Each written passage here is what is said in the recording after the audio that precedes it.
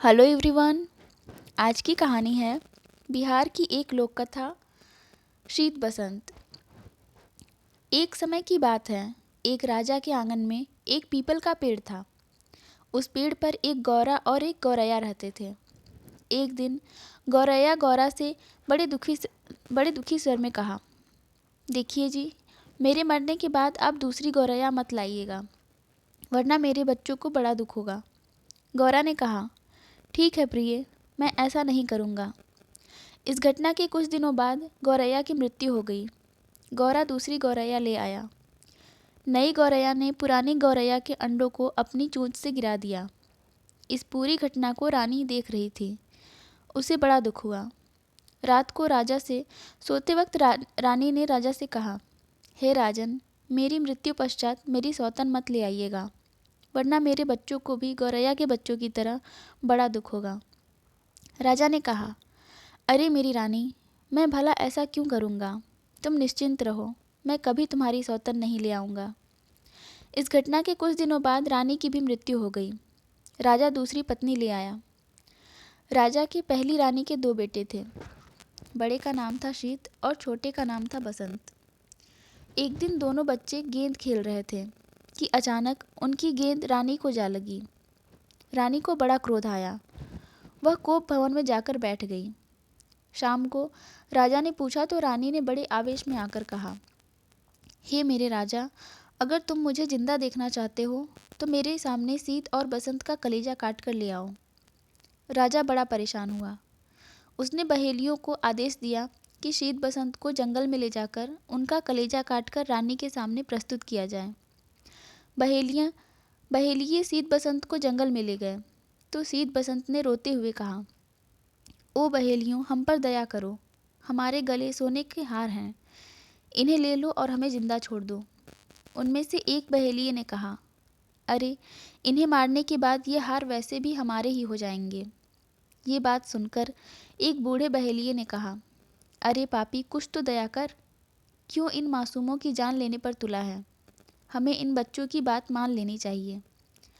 इसके बाद बहेलियों ने सोने के हार ले लिए और दो खरगोश मारकर उनका मांस रानी को दे दिया।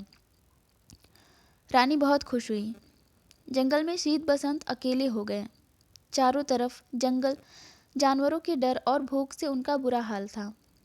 शीत ने बसंत को ढांढस बंधाते हुए कहा, मेरे भाई, तुम इस पेड़ के नीचे इंतजार करो, मैं पास के किसी गांव से हमारे लिए खाना लेकर आता हूँ।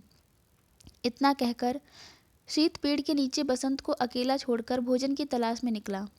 बहुत दूर जाने पर एक गांव दिखा। वहाँ की राजकुमारी शीत को देखकर उस पर रीझ गई। राजकुमारी के पिता ने शीत को अपना घर जमाई बना लिया और शीत बसंत को भूलकर वहीं बस गया। उधर बसंत का रो रो के बुरा हाल था। जैसे जैसे शाम होती जा रही थी, बसंत के रोने की तीव्रता बढ़ती जा रही थी। उसके रोने की आवाज़ सुनकर जंगल परियां बसंत के पास आईं और उससे रोने का कारण पूछने लगीं। बसंत ने रोते हुए पूरी बात बताई। परियों ने बसंत से कहा, तुम हमारे घर चलो, वहाँ तुम्हें कोई दुख नहीं होगा। ये कहकर परियां बसंत को अपने साथ अपने घर ले गईं। वहाँ बसंत के बड़े ठाट थे। एक बड़े नौकरों से भरे सोने के महल में बसंत रहने लगा। परियों ने उसके आमोद प्रमोद के सारे प्रबंध कर दिए थे। बसंत का जीवन मज़े से कटने लगा। उधर काफ़ी दिनों बाद शीत को बसंत का ध्यान आया। वह वापस जंगल में आया तो बसंत को परियों के साथ देखकर बहुत आश्चर्यचकित हुआ। दोनों भाई एक बार फिर मिल गए। शीत ने परियों से बसंत को अपने साथ राजकुमारी के घर ले जाने की अनुमति मांगी। परियों ने बसंत और शीत को ढेर सारा धन धान्य देकर विदा किया। राजकुमारी के राज्य में बसंत ने चरवाही का काम संभालना और शीत से खेती शुरू कर दी। शीत ने खेती शुरू की। राजकुमारी दोनों के लिए खाना बनाती थी, पर दोनों के भोजन अलग अलग बनाती थी। शीत के लिए भोजन में पकवान होते थे, पर बसंत को वह पत्थर के जैसी रोटियां देती थी। बसंत चुपचाप वो रोटियां लेकर अपने कमरे में रख देता और परियों का दिया भोजन करता था। एक दिन दोपहर में दोनों भाई साथ खाने को बैठे। शीत ने मजाक में बसंत से अपनी थाली बदल ली। बसंत से कहा, भैया कृपा कर मेरा भोजन मुझे दे दो। पर शीत इस पर शीत ने कहा, अरे देखे तो, तेरी भाभी ऐसा क्या देती है तुझे खाने में जिससे तू इतना तगड़ा हो गया है। खाने का पहला निवाला मुंह में डालते ही शीत को पत्थर जैसा लगा। उसने निवाला थूक कर कहा, क्या तू ये खाता है? बसंत ने कहा, नहीं भैया, भाभी तो मुझे पत्थर जैसी रोटियां बनाकर देती थी, पर मैं तो परियों का दिया खाना खाता था। मैंने वो सारी रोटियां अपने कमरे में रखी हैं जो भाभी मुझे खाने को देती थी। ये सुनकर शीत ने थाली राजकुमारी के मुंह पर दे मारी और दोनों भाई राजकुमारी का राज्य छोड़कर परियों के महल में रहने चले गए। परियों ने उनका बड़ा स्वागत किया और दोनों भाई सुख से रहने लगे। बहुत समय गुजरने पर शीत ने कहा, भाई यहाँ रहते बहुत दिन हो गए, मुझे अपने घर और माँ पिताजी की याद आती है। चलो अब अपने घर चलते हैं। बसंत ने कहा, हाँ भैया, मुझे भी अब घर की बड़ी याद आती है। दोनों ने परियों से विदा ली और अपने घर को चले। उधर काफ़ी दिनों बाद राजा को अपने किए पर पश्चाताप हुआ। उन्होंने दूसरी रानी को जंगल में छोड़ देने का आदेश किया, जहाँ उसे जंगली जानवरों ने नोच खाया।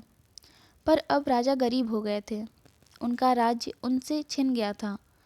वे बूढ़े और अंधे होकर भिखारियों सा जीवन जी रहे थे। जब उन्हें अपने बेटों के आने की खबर मिली तो उनकी आंख की रोशनी वापस आ गई। शीत बसंत हाथी और घोड़ों पर ढेर सारा सोने हीरे के आभूषण और सामान वापस लौटे। राजा का राज्य उन्हें फिर से वापस मिल गया और सब खुशी खुशी साथ रहने लगे।